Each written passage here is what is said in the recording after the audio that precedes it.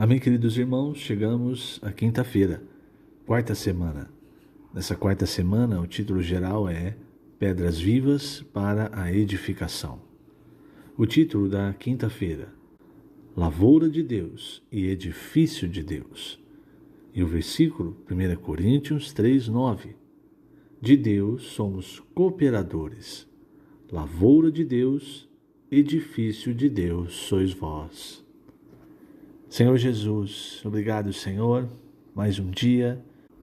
Nesse dia, amado Senhor, nós queremos desfrutar da riqueza contida em Tuas palavras. Nós amamos a Tua palavra, Senhor. Desejamos ardentemente desfrutar de Tua palavra como uma criança recém-nascida deseja o leite materno.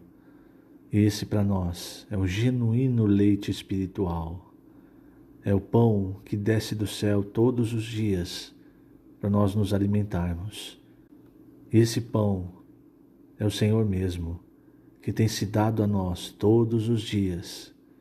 E todos os dias nós temos tocado através de Tua palavra, o Teu amor, a Tua misericórdia, a Tua graça. Através de Tua palavra temos Te conhecido e vemos como Tu és grandioso.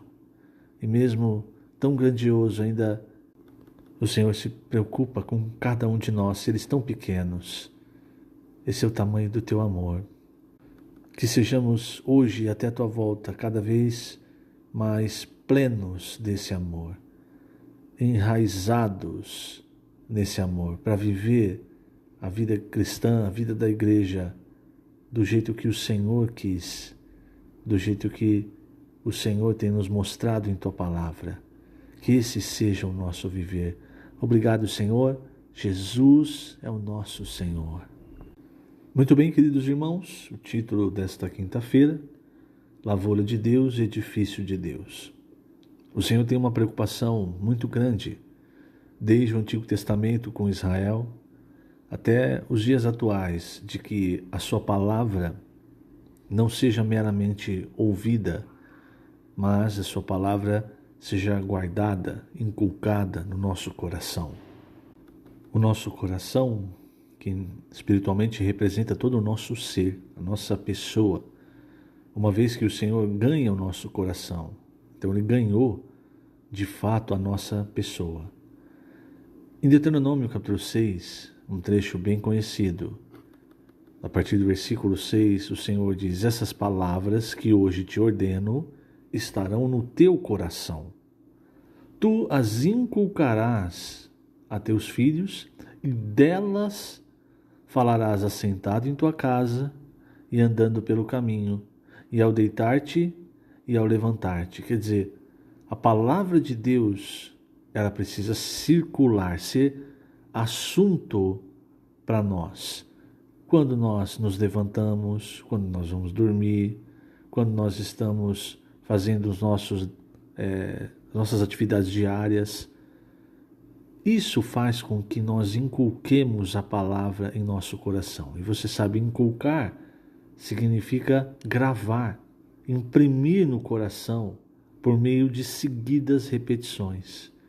Então, quando nós, por exemplo, fazemos a imersão na palavra, é para que aquela palavra seja gravada, inculcada em nosso coração. Nós somos, como, entre aspas, animais ruminantes. E o ruminar, irmãos, é aquela repetição em que você está meditando e, de repente, chega uma luz do Senhor para aquilo que você está repetindo, para aquilo que você está ruminando.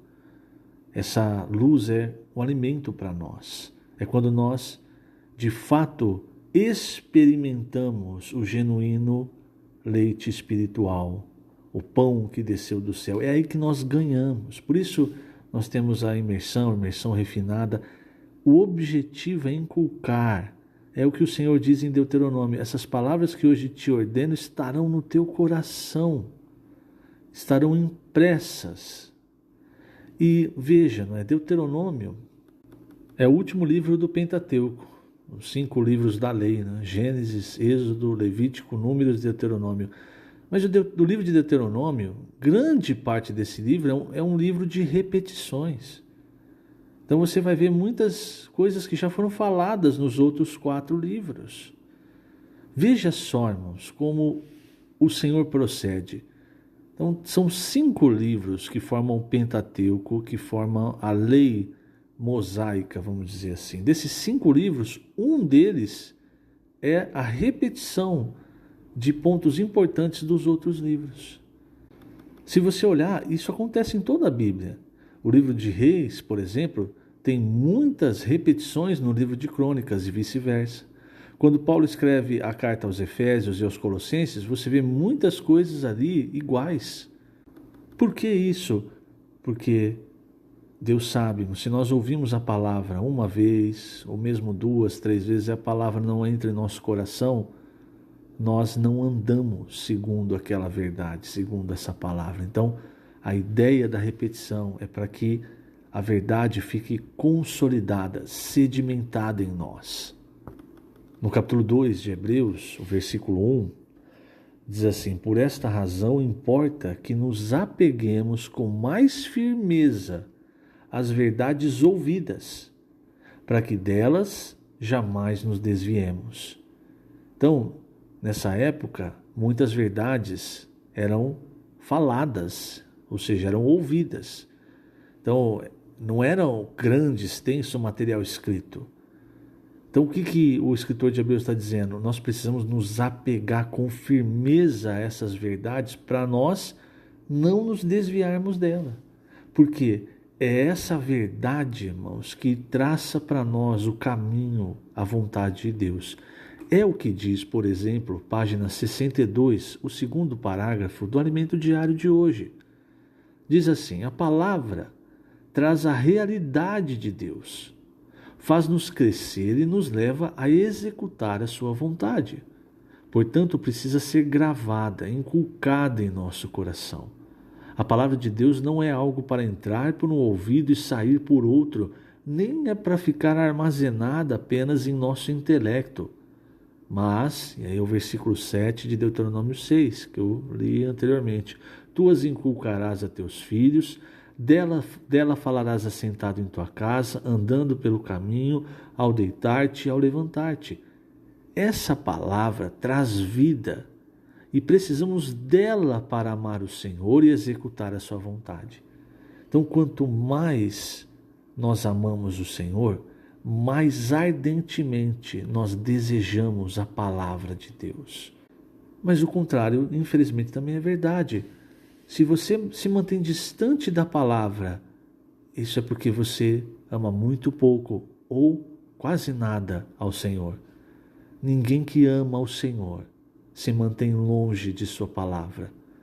Aquele que ama o Senhor, ele, através de experimentar a palavra, ele também experimenta quem é o Senhor, experimenta a bondade do Senhor, o amor do Senhor. Então é uma questão de você experimentar, de você tocar o Senhor. E é isso o que o apóstolo Pedro também fala na sua primeira epístola, no capítulo 2. Depois que ele disse: desejai ardentemente, como crianças recém-nascidas, o genuíno leite espiritual, para que por ele vos seja dado o crescimento para a salvação, ele diz assim: se é que já tendes a experiência de que o Senhor é bondoso. Quando nós temos essa experiência? Quando nós tocamos a palavra. Quando nós tocamos a palavra, nós também experimentamos, temos experiência com o Senhor. Como o Senhor é bom, misericordioso, cheio de graça, quanto Ele nos perdoa, quanto Ele é justo. Tudo o que nós podemos experimentar do Senhor está na sua palavra. E quanto mais nós experimentamos a palavra do Senhor, mais nós experimentamos o próprio Senhor e mais nós desejamos ardentemente a palavra. Então, quanto mais você experimenta, mais você quer, porque através da palavra você toca o próprio Deus. quanto menos você tem experiência com a palavra, menos você deseja a palavra. Se você consegue se manter dias, semanas, sem ler, ouvir a palavra, sem ter acesso à palavra, é porque você ainda ama muito pouco o Senhor. E você ama pouco porque você ainda não experimentou o que o Senhor é, as suas características, os seus atributos. Então, não se esqueça disso, isso é muito importante. Aqueles que têm um amor reverente pela palavra são aqueles que o Senhor tem prazer em habitar, em estar próximo, em dar revelação, em se fazer conhecer. E veja, uma das características de alguém que experimentou o Senhor através de sua palavra, que conhece o Senhor, não estou falando de um conhecimento mental, mas de experiência. Como Pedro disse, é que já tendes a experiência de que o Senhor é bondoso. Então, uma das características de quem já experimentou o Senhor, de que tem experiência de conhecer o Senhor, é o que acontece com o apóstolo Pedro nas suas epístolas. Se você notar, o apóstolo Pedro, ele coloca muitos adjetivos nas coisas relacionadas ao Senhor. Então, por exemplo, ele diz o seguinte no versículo 4: chegando-vos para ele a pedra que vive, rejeitada assim pelos homens, mas para com Deus, eleita e preciosa. Veja, quando ele for se referir ao Senhor Jesus como a pedra, ele não fala apenas a pedra angular ou a pedra, a rocha. Ele diz, essa pedra, ela é eleita e ela é preciosa. Ele dá adjetivo. Por quê? Como ele sabe que é preciosa? Porque ele experimentou. Quando Pedro fala do sangue de Cristo, no capítulo 1, versículo 18, ele não fala de qualquer maneira. Ele diz, versículo 18, aliás, no versículo 18 e 19, ele diz, sabendo que não foi mediante coisas corruptíveis, como o prata ou ouro, que fostes resgatados do vosso fútil procedimento que vossos pais vos legaram, mas pelo precioso sangue de Cristo. Está vendo? Ele dá um adjetivo. Pedro, mais do que ninguém, experimentou como o sangue de Cristo era precioso, porque Pedro negou o Senhor. E só o sangue de Cristo, precioso como ele é, para que Pedro pudesse ser perdoado. Então você está notando? Isso vai acontecer durante toda a epístola. Pedro sempre vai dar adjetivos às coisas relacionadas a Deus. Por quê? Porque Pedro experimentou. Essa é a diferença. Uma pessoa pode falar sobre a palavra de Deus, falar bem, mas quando alguém experimenta, quando alguém tem experiência, você nota no falar como é diferente de alguém que simplesmente está falando sobre algo. Todos nós, querido irmão, querida irmã, precisamos ter experiências com as coisas espirituais, com as coisas de Deus. O precioso sangue, a pedra eleita e preciosa. Perceba esses adjetivos que Pedro vai dando ao longo de sua epístola. E aí, voltando ao capítulo 2, depois de ter dito no versículo 3, se é que já tendes a experiência de que o Senhor é bondoso, ele diz, chegando-vos para ele, a pedra que vive, rejeitada assim pelos homens, mas para com Deus, eleita e preciosa. Está falando do Senhor Jesus, a pedra que vive. Só que aí ele fala também sobre nós. Ele diz, também vós mesmos, como pedras que vivem, sois edificados casa espiritual para ser de sacerdócio santo, a fim de oferecer de sacrifícios espirituais agradáveis a Deus por intermédio de Jesus Cristo.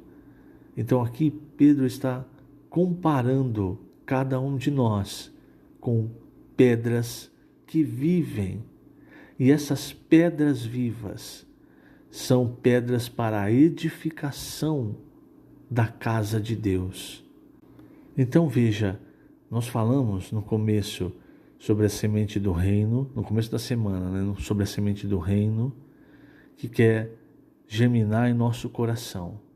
Isso diz respeito à vida. Aqui, Pedro está nos comparando com uma casa espiritual. Isso diz respeito à obra. Tanto a parte da vida quanto a parte da obra precisam ter equilíbrio na nossa vida. Por um lado, como Paulo disse aos Coríntios, nós somos lavoura de Deus. Por isso, em João 15, o Senhor disse: eu sou a videira verdadeira, vós os ramos. Então, por um lado, nós somos lavoura de Deus. 1 Coríntios 3, 9.